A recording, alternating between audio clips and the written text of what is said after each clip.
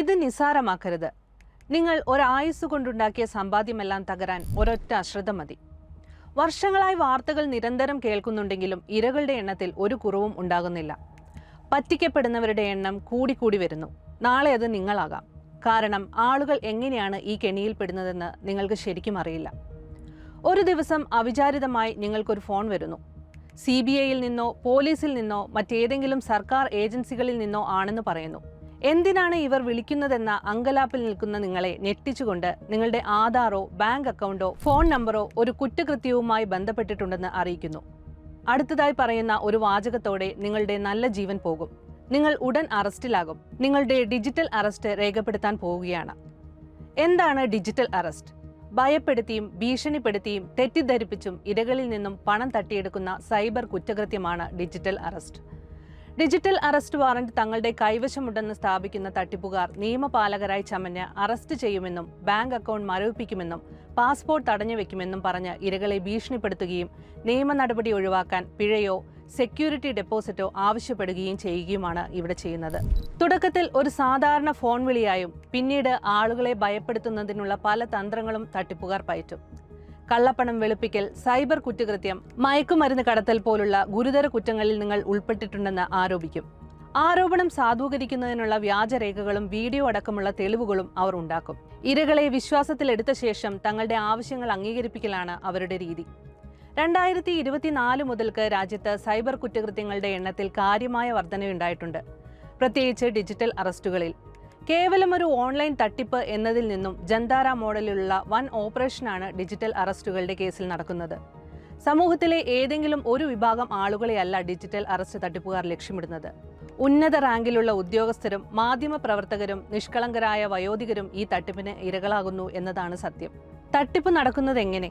CBI, ED, customs, Interpol പോലുള്ള സർക്കാർ ഉദ്യോഗസ്ഥർ ചമഞ്ഞ് ഫോൺ വിളിയിലൂടെയോ ഇമെയിലിലൂടെയോ വാട്സാപ്പ് സന്ദേശത്തിലൂടെയോ അതല്ലെങ്കിൽ ഒരു വ്യാജ കത്തിലൂടെയോ ആയിരിക്കും തട്ടിപ്പുകാർ ഇരകളുമായി ആദ്യമായി ബന്ധപ്പെടുക. ഇരകളുമായി ബന്ധപ്പെട്ട ശേഷം അവരെ ഭയപ്പെടുത്തുകയാണ് തട്ടിപ്പുകാരുടെ അടുത്ത നടപടി. കള്ളപ്പണം വെളുപ്പിക്കലിലോ സൈബർ കുറ്റകൃത്യത്തിലോ ഉൾപ്പെട്ടിട്ടുണ്ടെന്നും വേണ്ട നടപടികൾ എടുത്തിട്ടില്ലെങ്കിൽ ഉടനടി അറസ്റ്റ് ഉണ്ടാകുമെന്നും ഭയപ്പെടുത്തുന്നു. ഇരകളുടെ വിശ്വാസം പിടിച്ചുപറ്റാൻ വ്യാജരേഖകളും വീഡിയോകളും അറസ്റ്റ് വാറന്റുകളും കാണിച്ചുകൊണ്ട് തങ്ങളുടെ ആരോപണങ്ങൾ സത്യമാണെന്ന് അവർ വരുത്തി തീർക്കും. അറസ്റ്റ്, ബാങ്ക് അക്കൗണ്ട് മരവിപ്പിക്കൽ, പാസ്പോർട്ട് റദ്ദാക്കൽ തുടങ്ങിയ ഭീഷണിപ്പെടുത്തലുകളിലൂടെ ഇരകളെ പിഴ അടയ്ക്കാനോ സെക്യൂരിറ്റി ഡെപ്പോസിറ്റ് നൽകാനോ നിർബന്ധിക്കും.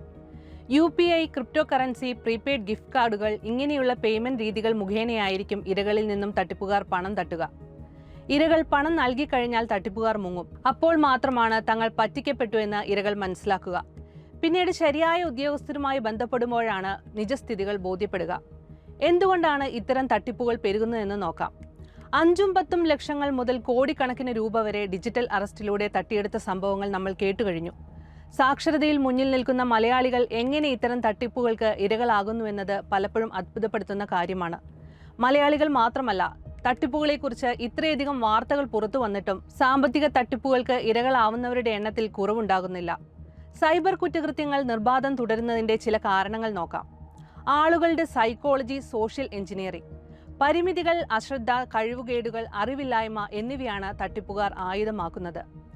സെൻസിറ്റീവായ വിവരങ്ങൾ ഇരകളിൽ നിന്നും നേടിയെടുക്കാൻ സൈബർ കുറ്റവാളികൾ സോഷ്യൽ എഞ്ചിനീയറിംഗ് തന്ത്രങ്ങൾ ഉപയോഗിക്കും. നിയമ നടപടികളെക്കുറിച്ചുള്ള ഭയം, ആവേശം, അർജൻസി, അങ്ങനെ മനുഷ്യരുടെ ഇമോഷൻസിനെയും നിസ്സഹായതയെയും വേണ്ട വിധത്തിൽ ഉപയോഗപ്പെടുത്താൻ തട്ടിപ്പുകാർക്ക് കഴിയും. സൈബർ ഇടങ്ങളിൽ വേണ്ട രീതിയിലുള്ള സുരക്ഷ ഇപ്പോഴുമില്ല. സൈബർ ഇടങ്ങളിലെ സുരക്ഷിതത്വമില്ലായ്മയും ആളുകളുടെ ദുശ്ശീലങ്ങളും തട്ടിപ്പുകാർ ദുരുപയോഗം ചെയ്യും. അങ്ങനെ അവർ എളുപ്പത്തിൽ വ്യക്തിപരമായ വിവരങ്ങളും സാമ്പത്തിക വിവരങ്ങളും തട്ടിയെടുക്കും.